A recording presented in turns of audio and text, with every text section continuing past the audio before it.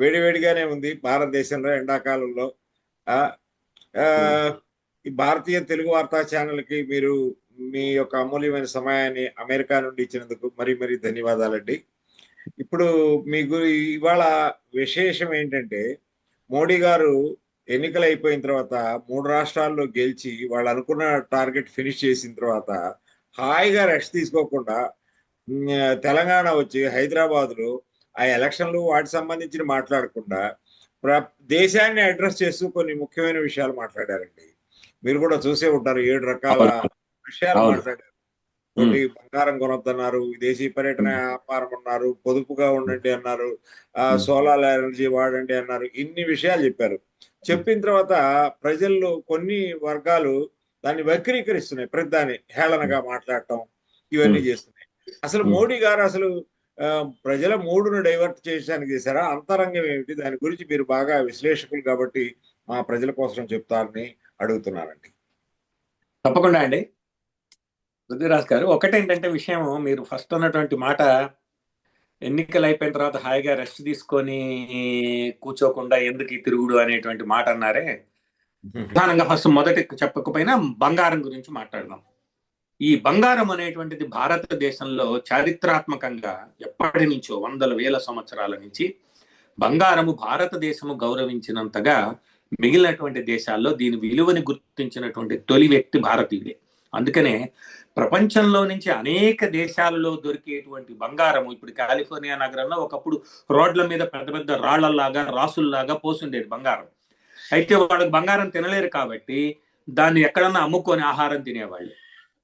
అందుకని విదేశాల నుంచి చాలా మంది పడవల్లో బంగారాన్ని తీసుకొచ్చి ఈ దేశంలో ఉండే సుగంధ ద్రవ్యాలని, అదేవిధంగా టెక్స్టైల్స్ ని, కార్పెట్స్ ని, ఇలా అనేక రకాల ప్రతి చిన్న గ్రామం కూడా ఉత్పత్తి కేంద్రంగా ఉండటం వల్ల వాళ్ళు తీసుకెళ్ళిపోయేవాళ్ళు అక్కడ. అందువల్ల మనకు బంగారం ప్రపంచంలో ఏ గనులలో ఉన్నటువంటి బంగారమైనా భారతదేశానికి బార్టర్ సిస్టంలో కొన్ని వందల సంవత్సరాల నుంచి వచ్చింది.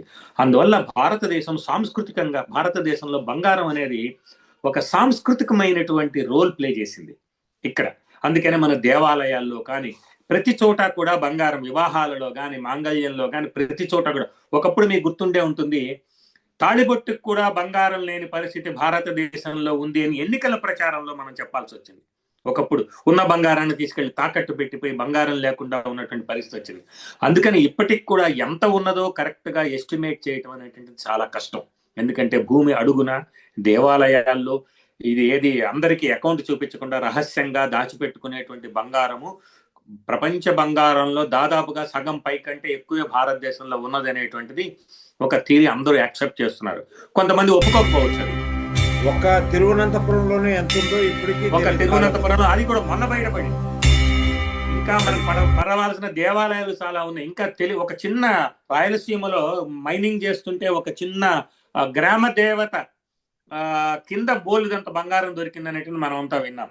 సో పైగా ఇంకా కృష్ణదేవరాయల కాలంలో ఉన్నటువంటి ఆ వెల్త్ అంతా ఎక్కడికి పోయిందో తెలియదు. ఇంకా అనేక రాజుల కాలంలో ఇంకా సముద్రంలో పడవల్లో మునిగిపోయినవి. సో బోల్డ్ అంత వెల్త్, బంగారం అంతా ఉన్నది మనకి. కానీ ఇవాళ పరిస్థితి ఏంటంటే మనము బంగారం దిగుమతి ఎందుకంటే మన గనులు తక్కువ ఉన్నాయి కాబట్టి బంగారం దిగుమతి చేసుకోవాలి అంటే డాలర్లతోటి మనం కొనాలి. అందువల్ల నేను ఒక సంవత్సరము ఈ బంగారం మీకు మేము డాలర్లు ఇవ్వాలి కదా, ఈ డాలర్లు విదేశీ మార్క ద్రవ్యాన్ని మనం ఆదా చేసుకోవాలి అంటే ఒక సంవత్సరం పాటు బంగారాన్ని కొనటము కొంచెం తగ్గించండి అని సజెస్ట్ చేశారు. పెళ్లిళ్ళు చేసుకోవద్దు, తాళిబొట్టుకు వెండి వాడండి, ఇత్తడి వాడండి, కంచు వాడండి, అల్యూమినియం వాడండి అని ఏం చెప్పలేదు ఆయన. అంటే ఆల్రెడీ బంగారం బాగా పెరిగింది, ధర విపరీతంగా పెరిగింది. 200 రెట్లు బంగారం ధర పెరిగింది 2 సంవత్సరాలతో పోల్చినట్టయితే. ఎలాగూ మధ్యతరగతి వాళ్ళు కొంతవరకు తగ్గుతుంది అది.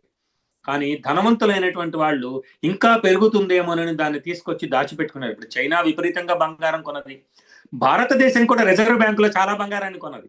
ఎందుకంటే ఎప్పటికైనా సరే ఇది ప్రజల దగ్గరికి వెళ్ళినప్పుడు ఏం జరుగుతుందంటే ఈ డాలర్లతోటి గనక వెచ్చి తీసుకున్నట్లయితే విదేశీ మార్క ద్రవ్యం వృధా అవుతుంది.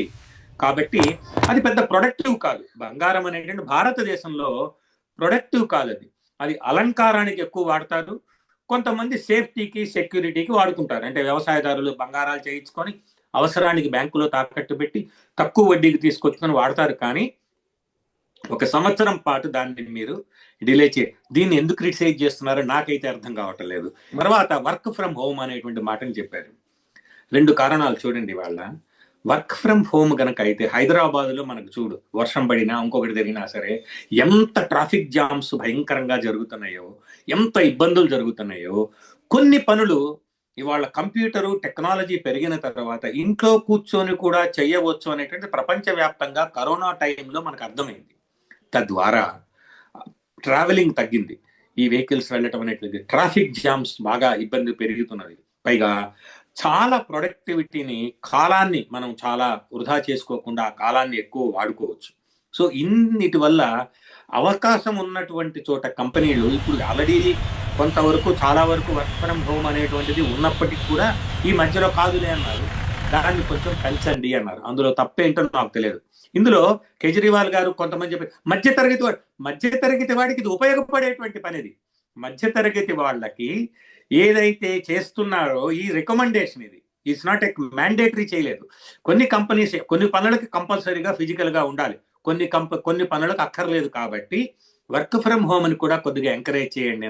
తద్వారా ఈ ట్రాఫిక్ జాము, తర్వాత పెట్రోల్ ఖర్చులు, ఎందుకంటే ట్రాఫిక్స్ లో అక్కడ ఇక్కడ ఆగిపోయినందువల్ల కన్జంప్షన్ ఆఫ్ పెట్రోల్ చాలా పెరిగిపోతుంది. కాబట్టి పెట్రోల్ మన దేశంలో ఉత్పత్తి తక్కువ ఉంటుంది కాబట్టి బయట నుంచి తెచ్చుకోవాలి. కాబట్టి ఇవాళ $4 గ్యాలన్ ఉండేటువంటి పెట్రోల్ $6 అయింది ఇక్కడ.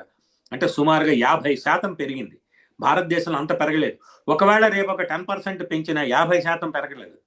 సో చాలా చోట్ల ఈ సమస్య ఉన్నది. మధ్యతరగతి వాళ్ళు అమెరికాలో ఉడికిపోతున్నారు, భరించలేకపోతున్నారు ఈ బాధని. అయితే క్యాపిటలిస్టిక్ సొసైటీ కాబట్టి ఇక్కడ రాష్ట్రపతి మ్యావరిక్ కాబట్టి అక్కడ ఉండేటువంటి ప్రెసిడెంట్ ఇలా మాట్లాడటం లేదు. మనకున్నటువంటి బాధ్యతాయుతమైన ప్రధాని కాబట్టి ప్రమాదాన్ని గుర్తించి ముందుగా ఒక సజెషన్ ఇచ్చారు, పెద్ద మనిషిగా ఒక సజెషన్ ఇచ్చారు. అది తర్వాత కాబట్టి వర్క్ ఫ్రమ్ హోమ్. తర్వాత ఫర్టిలైజర్స్ని ఎప్పటి నుంచో ఉన్నది, మనకు ఆరోగ్య కారణాల వల్ల న్యాచురల్ ఫర్టిలైజర్స్ని పెంచి కెమికల్ ఫర్టిలైజర్స్ తగ్గించండి అన్నారు. ఎందుకంటే కెమికల్ ఫర్టిలైజర్స్ కూడా మనం ఇంపోర్ట్ చేస్తాం. ఇది క్రూడ్ ఆయిల్లో నుంచి ఉత్పత్తి అవుతుంది. యూరియా ఇలాంటివన్నీ కూడా క్రూడ్ ఆయిల్ యొక్క బై ప్రోడక్ట్స్ కాబట్టి దానిని తగ్గించడం ఒకటి ఆరోగ్య సూత్రం. ఇది చాలా చోట్ల చాలా మంది చాలా రకాలైనటువంటి ప్రయోగాలు చేసి చూపించారు. ఇక్కడ కూడా అమెరికాలో కూడా లేకపోతే ఇంగ్లాండ్లో కానీ ఆర్గానిక్ అనగానే దానికి పెద్ద క్రేజ్, దానికి పెద్ద విలువ. ఎందుకు ఆర్గానిక్ అనగానే ఎందుకు జరుగుతున్నది అంటే ఆరోగ్యానికి ఇది మంచిదని, హై ప్రొడక్టివిటీ కోసం కెమికల్స్ వాడాము. ఇప్పుడు అంతటి ప్రొడక్టివిటీ కంటే కూడా ఇప్పుడు మనము టాలరబుల్ లెవెల్లో ఉన్నాం కాబట్టి దీన్ని కూడా సైమల్టేనియస్ గా పెంచితే ఒకటి అక్కడ ఆదా అవుతుంది, ఇంపోర్ట్ ఆఫ్ యూరియా ఆదా అవుతుంది, 2 ఆరోగ్యం పెరుగుతుంది అనేటువంటి సూత్రాన్ని ఈయన చెప్పాడు. ఇది 3వ సూత్రం. ఇక 4వ సూత్రము ఆయిల్స్ తగ్గించండి. ఇప్పుడుగా చెప్పింది ఆయన, 2 సంవత్సరాల నుంచి చెప్తున్నాడు ఆయన ఆ మాట. ఎందుకంటే ఆహారపు అలవాట్లలో ఫ్రైస్ బాగా పెరిగిపోతున్నాయి విపరీతంగా. దానివల్ల ఒబేసిటీ, అనారోగ్యాలు చాలా వస్తున్నాయి. ఒక పెద్ద మనిషిగా, ఒక ఆరోగ్యాన్ని పాటించేటువంటి వ్యక్తిగా 75 సంవత్సరాల్లో కూడా అత్యంత ఉత్సాహంగా 20-30 ఏళ్ల వయసులో ఉండేటువంటి లాగా పనిచేసి ఆరోగ్య సూత్రాలను స్వయంగా పాటిస్తూ యోగా చేసి ఆహార నియమాలు పాటించే వ్యక్తిగా ఆయిల్స్ ని తగ్గించమని చెప్పాడు. ఇది ఇంపోర్ట్ ఎక్స్పోర్ట్ అనేటువంటి దాన్ని పక్కన పెట్టినా సరే ఇది మంచి సజెషనా, కామన్ మ్యాన్ కి రాంగ్ సజెషన్ ఆలోచించాలంటే బుద్ధిజీవులు అనుకునేటువంటి బుద్ధిహీనులు ఇలాంటి వాటిని మాట్లాడాలి. దీన్ని ఏమండి లక్ష్మీనారాయణ గారు, కేరళలో కొబ్బరి నూనె వాడతారు, తర్వాత మధ్యప్రదేశ్ లో మస్టర్డ్ ఆయిల్ వాడతారు.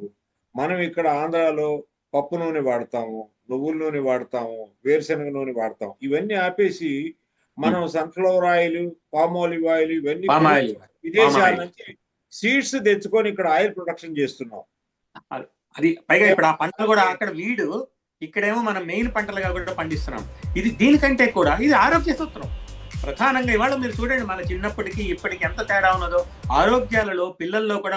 ఇప్పుడు అమెరికాలో అదే కదా, ఒకప్పుడు అగ్రికల్చర్ ఇండస్ట్రీని ప్రొటెక్ట్ చేయడం కోసమని ప్రోడక్ట్స్ ని షుగరు, సాల్ట్ కలిపినటువంటి వాళ్ళ biggest problem in America is obesity. ప్రపంచం అంతా లావ్ అయిపోతున్నారు. వాటిని తగ్గించడం కోసమే రకరకాల కంపెనీస్ వచ్చి రకరకాలైనటువంటి రిస్ట్రిక్షన్స్ పెట్టాల్సినటువంటి పరిస్థితులు వస్తున్నాయి. అందుకని ఫ్రైస్ తగ్గించండి అనేటువంటిదని ఆయిల్ యొక్క యూజెస్ ని తగ్గించమని చెప్పారు. దీనివల్ల కొంత విదేశాల నుంచి తెచ్చుకునేటువంటి ఆయిల్స్ లో ఉండేటువంటివి డాలర్ విలువని డాలర్ రిజర్వ్స్ ను ప్రొటెక్ట్ చేసుకోవటమే కాకుండా జనరల్ హెల్త్ కు సంబంధించిందా కాదా, ఇది మధ్యతరగతి వాడికి మెడికల్ బిల్లు తగ్గిస్తుందా లేదా, ఏ డాక్టర్ అయినా సరే ఆయిల్స్ ను ప్రైస్ తగ్గించండి చెప్తున్నాడు కదా, అదే మాటను ప్రధానమంత్రి చెప్పాడు. దానిలో తప్పు పట్టాల్సింది ఏంటో తెలియదు. ఇక తర్వాత ఫారెన్ టూరిజాన్ని తగ్గించమని చెప్పారు.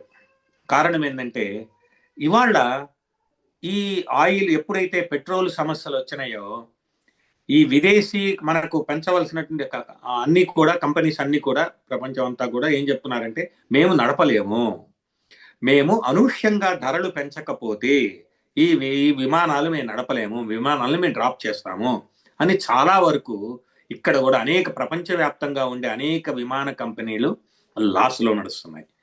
కాబట్టి ఇదివరకటి కంటే ఇప్పుడు కనుక మీరు చూసినట్లయితే డొమెస్టిక్ టూరిజం మనకు చాలా పొటెన్షియాలిటీ ఉంది, ప్రొడక్టివిటీ ఉంది. దాన్ని వదిలి జపాను, తర్వాత మలేషియా, సింగపూర్ ఇలాంటి కొన్ని దేశాలకి జస్ట్ లైక్ దట్, దుబాయ్ ప్రధానంగా ప్రతి వాళ్ళు ఊరికనే జస్ట్ లైక్ దట్ తిరిగేటువంటి టూరిజాన్ని కొద్దిగా రోజులు తగ్గించండి.